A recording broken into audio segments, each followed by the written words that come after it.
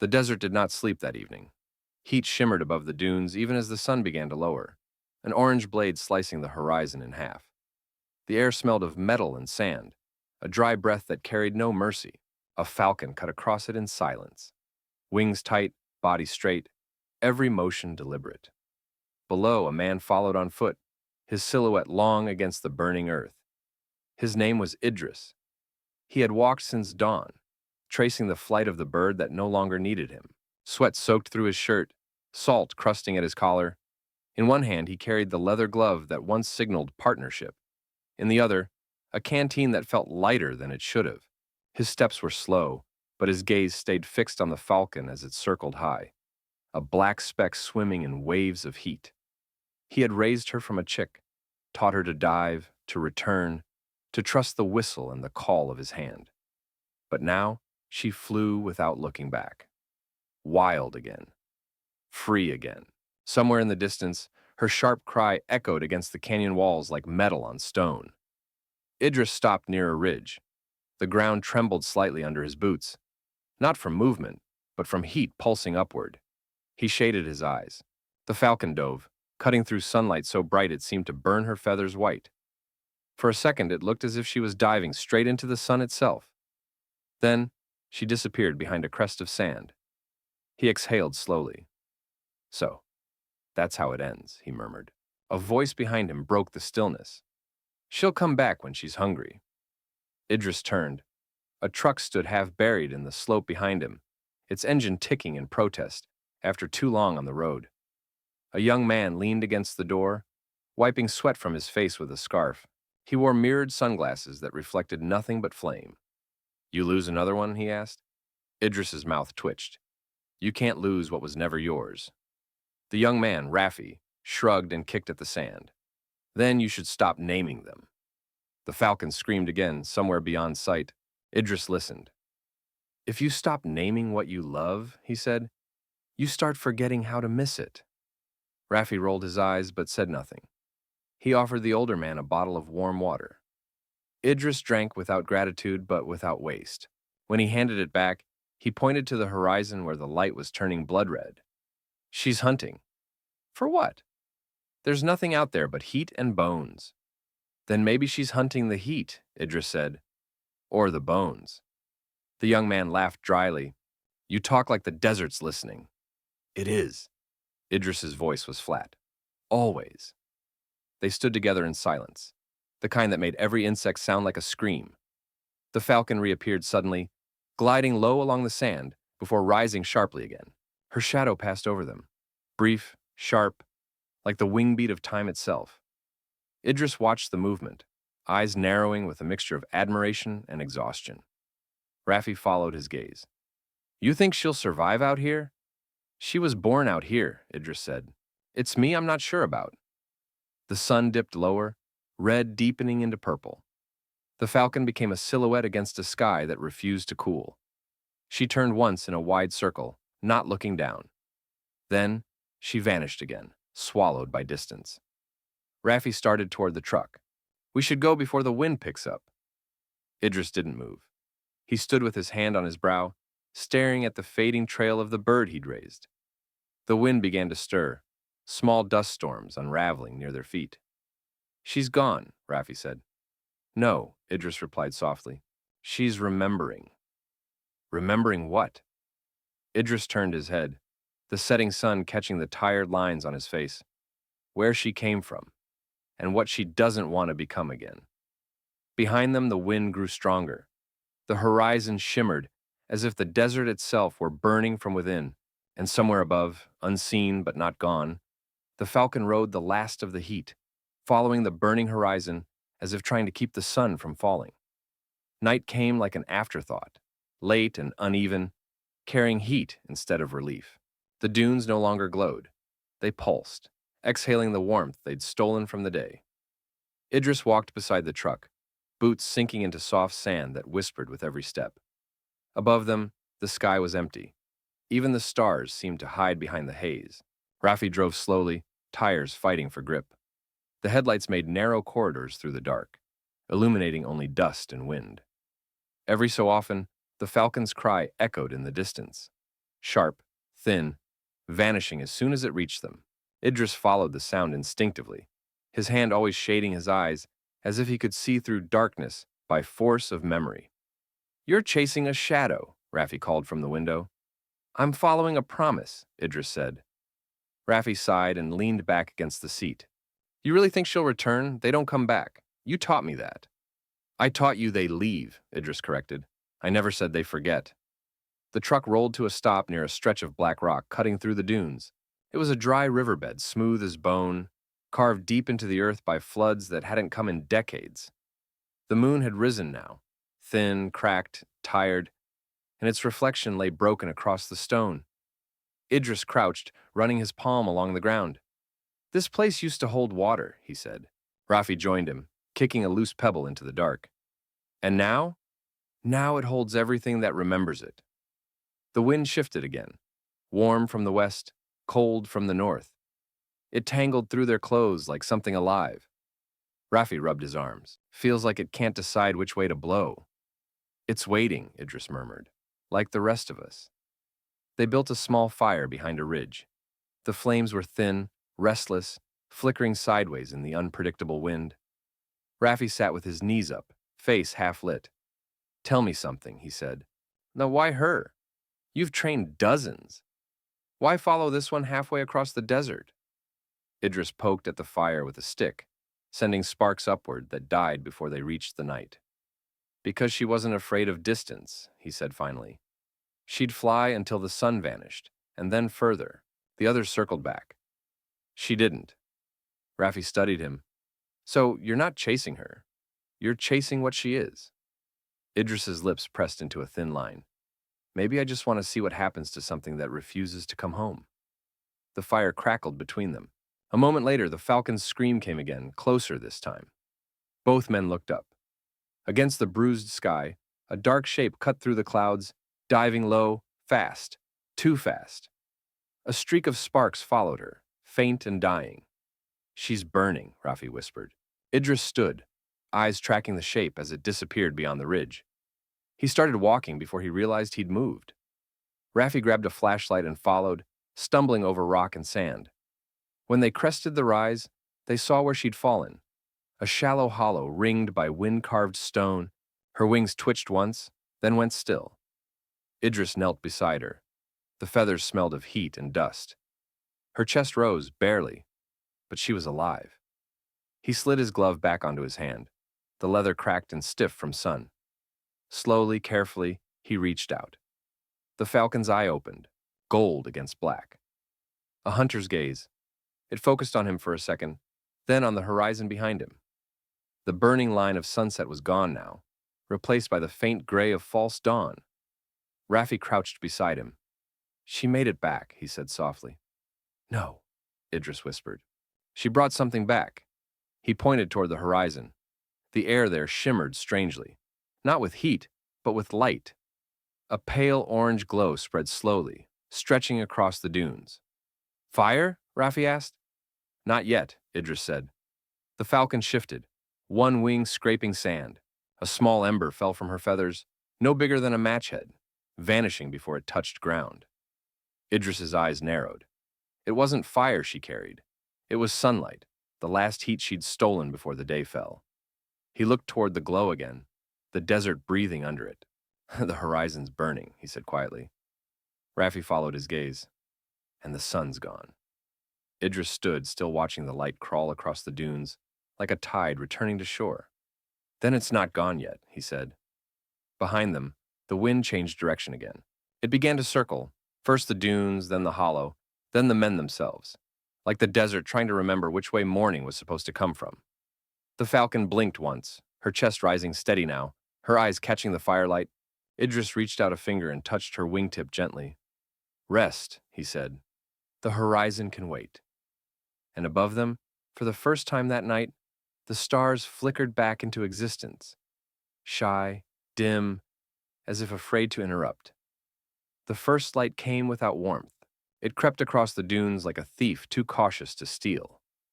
Idris sat awake before dawn fully arrived, his back against the ridge, watching the falcon breathe.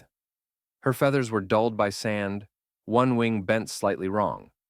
Yet she lived, defiant, alert, unbroken. He envied her for that. Raffi stirred beside the dying fire, rubbing sleep from his eyes. "You didn't rest," he muttered. Idris didn't answer. He was staring east, where the sky bled red behind low clouds. The color was wrong, too deep, too alive. It wasn't sunrise. It was the desert's warning. "Storm," he said quietly. Raffi followed his gaze.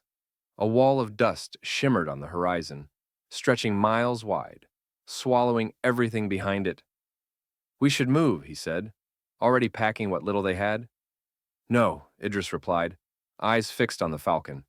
"We can't outrun it." The wind arrived before the storm itself, sweeping across the sand in thin sheets. The Falcon stirred, then pushed herself upright. She spread her wings once, testing the air. Idris's hand hovered protectively near her, but she didn't fly. Not yet. When the first wave of dust hit, it came like a wave made of knives. The sky vanished. The world became sound and grit. Raffi pulled his scarf over his face and crouched low. Idris covered the Falcon with his cloak, bowing his head until the air turned solid with dust. For minutes or hours, the world existed only as vibration. The dunes shifted beneath them, crawling like something alive. Wind howled through the ravine, tearing small stones free from the walls. Idris held his breath and waited. When the worst of it passed, everything had changed. The fire pit was gone, their footprints erased. The truck half buried again as if the desert wanted to reclaim it. The world was colorless, gray, beige, endless. Raffi pulled down his scarf, coughing. "We're lucky we didn't die out there." Idris stood slowly, brushing dust from his face. "Luck doesn't live here," he said. "Only those who don't stop moving." The Falcon climbed onto his arm, uninvited, claws sinking gently into the worn leather glove. Her eyes flicked toward the horizon, the one now hidden under a haze of drifting sand. She made a low sound, half growl, half call. "She wants to go," Raffi said. "She always did." Idris lifted his arm slightly. The bird didn't fly. She just stared forward, her chest heaving, feathers twitching as if waiting for a sign the sky was still real. "Maybe she doesn't recognize it anymore," Raffi said. "Neither do I," Idris murmured. The wind began again, not fierce this time, but whispering. It carried something faint beneath the dust. The sound of engines. Low, steady, too far to see, but close enough to feel in the ground. Raffi stiffened. "You hear that?" Idris nodded once. "Hunters." "Out here? For what?" "The same thing we are," Idris said, scanning the haze. "But they don't come to remember. They come to own." Raffi tightened his grip on his bag. "Then we leave before they see us." Idris didn't move. "No, if they've come for her, we make sure they never find her." The sound grew louder, the deep hum of tires grinding through sand. Through the shifting dust, dark outlines began to appear. 2 trucks, armored, heavy, crawling toward the ridge. Their lights flickered through the storm like dying stars. Raffi swore under his breath. "We can't fight them." Idris lowered his arm. The Falcon stepped down into the sand and looked at him. It was a quiet exchange, older than words. He turned to Raffi. "We don't fight. We vanish." He grabbed his pack, slung it across his shoulder, and moved into the shallows of the canyon where the rocks bent like broken ribs. The Falcon followed on foot, hopping awkwardly, one wing still dragging. Raffi stumbled behind, glancing back at the distant shapes advancing through dust. When they reached the shadow of the rocks, Idris pressed a hand against the stone, warm still, humming faintly from the heat stored overnight. "Here," he said. "We wait until the desert forgets we're here." Raffi crouched beside him, breathing hard. "And if it doesn't?" Idris smiled faintly, the kind of smile that didn't reach his eyes. "Then we ask it to remember who walked it first." The hum of engines grew louder, then began to fade as the trucks turned north, away from the ridge. Only when silence returned did Idris relax his hand. The Falcon shifted closer, brushing against his arm. Her heartbeat was quick, alive, steady, stronger than his own. Raffi exhaled shakily. "They didn't see us." "No," Idris said softly. "But they saw the storm." He looked toward the horizon again.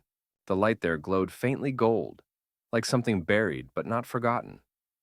The desert never hides anything forever, he murmured. Sooner or later, it gives everything back. He lifted the falcon again. This time, she spread her wings fully. Dust fell from her feathers like ash. For a heartbeat, she hesitated, and then she rose, vanishing into the thin, broken sunlight that finally pushed through the clouds. Raffi shielded his eyes. You're letting her go? Idris watched the shrinking silhouette. I already did.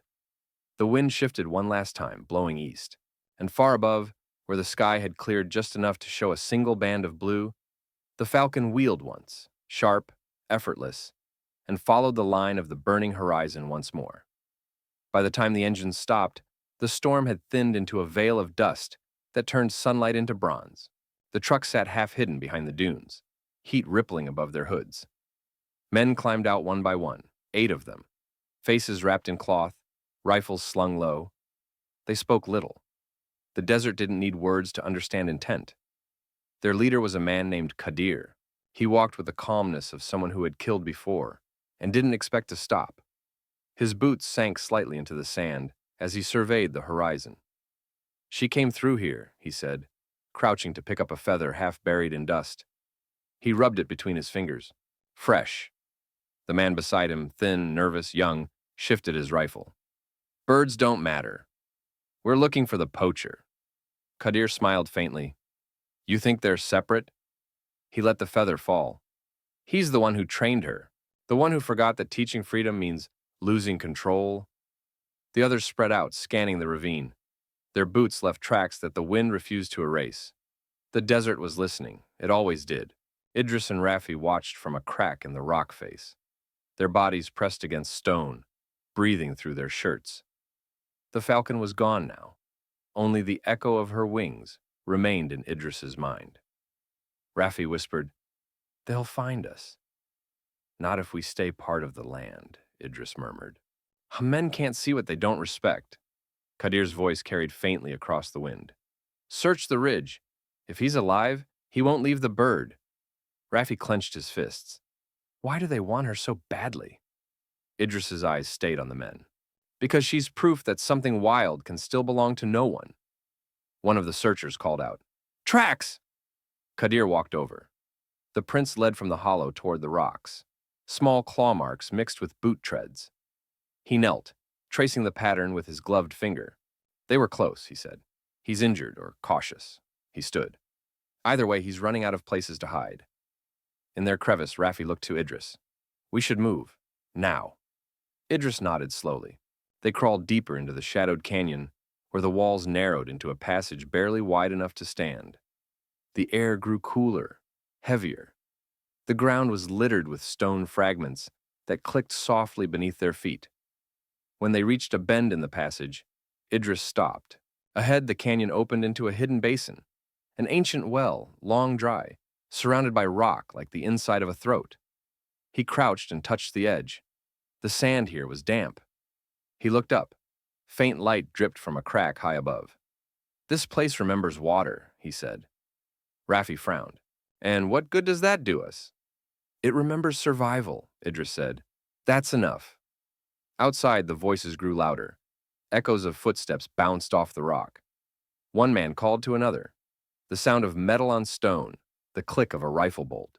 Raffi whispered, They're close.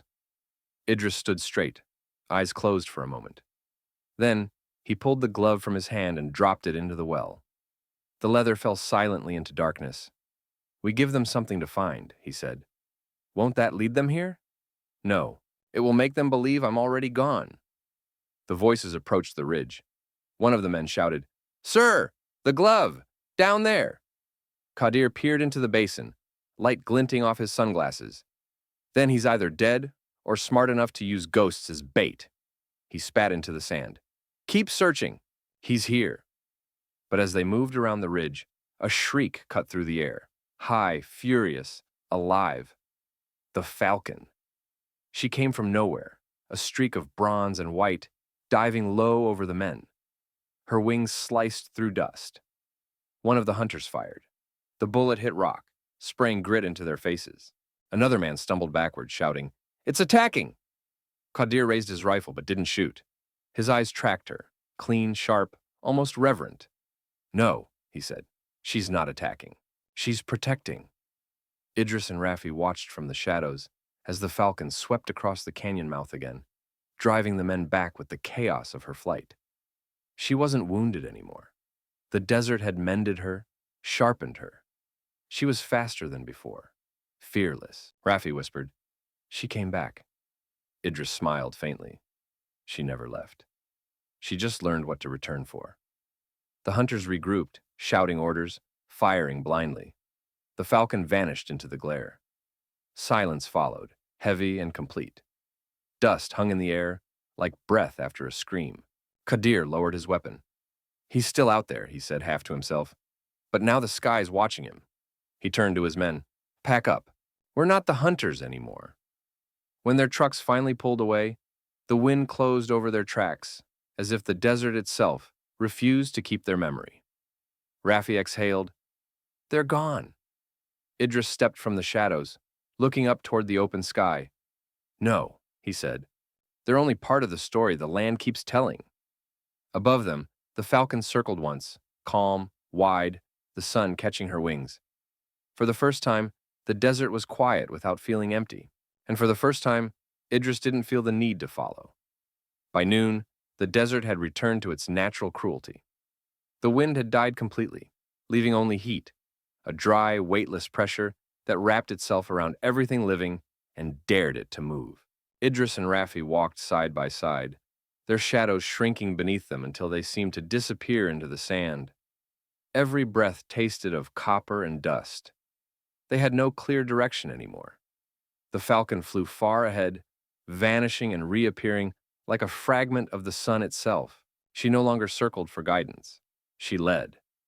Idris followed without question. He'd stopped thinking of her as a bird and started seeing her as the only compass the desert would still recognize. Raffi broke the silence first.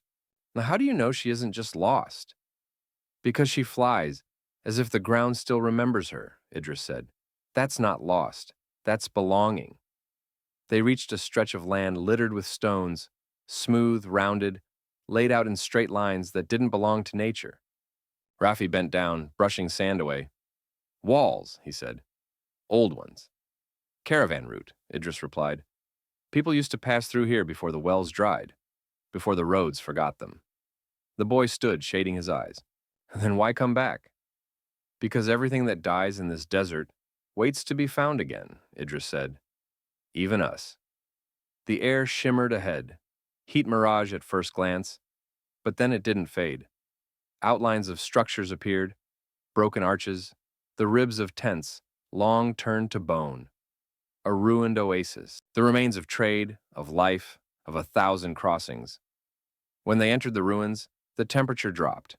The stones still held traces of cool beneath their surfaces. A half-buried well sat at the center, surrounded by cracked pottery and twisted metal. Signs of a civilization swallowed, not forgotten. Raffi knelt by the well, listening. "It's dry." Idris crouched beside him. "Maybe. But listen closer." The boy pressed his ear against the rim. For a long moment he heard nothing. Then, faintly, something like breath, echoing deep below. "Wind?" "No," Idris said softly. "Memory." They stayed there for a while, each lost in their own silence.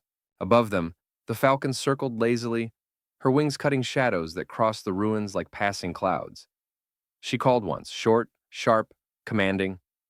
Raffi looked up. "She wants us to move." "No," Idris said. "She wants us to see." He pointed. The sunlight had shifted just enough to reveal carvings on the nearest arch, lines etched deep into stone. They weren't letters, not in any language Raffi knew, but they followed rhythm and repetition, like a chant frozen mid-breath. "What does it say?" the boy asked. Idris traced the grooves with his fingers. "It says they waited for the wind to return, and when it didn't, they became the wind." The falcon landed atop the arch, wings folding. She looked down at Idris, head tilting as if listening. He met her gaze. "You already knew," he said quietly. Raffi frowned. "Knew what?" "That everything alive here learns to change shape," Idris said. Birds into sky, men into dust. The desert doesn't take, it transforms. The falcon shrieked suddenly and launched herself upward. Her wings caught a current none of them could feel. As she climbed, the air around her shimmered again. Heat or light or something else entirely. She vanished into the white glare above, leaving only a slow rain of sand behind her. Raffi stepped forward, squinting. She's gone. Idris shook his head. No, she's showing us where the horizon ends. Then what now? Now we walk, Idris said, until the earth decides if it still remembers our names.